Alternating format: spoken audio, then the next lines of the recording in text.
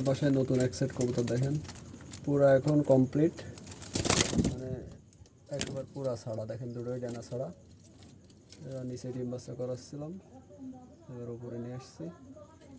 তারপরে এইখানে একটা আছে নর, এইখানে একটা আছে, এগুলো সব টার্গেট কবুতর, সব মাদারি করে এইগুলা।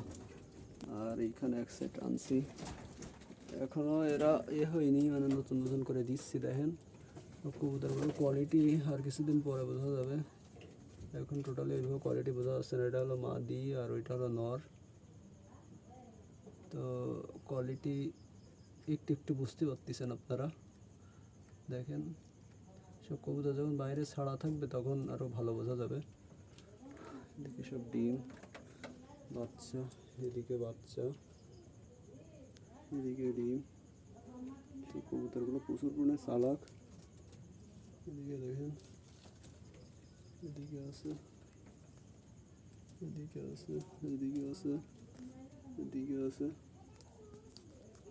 এদিকে আছে, এদিকে আছে, এদিকে আছে মাক্সি, এদিকে আছে, উপরে আছে দেখেন, এদিকে আছে বাচ্চা।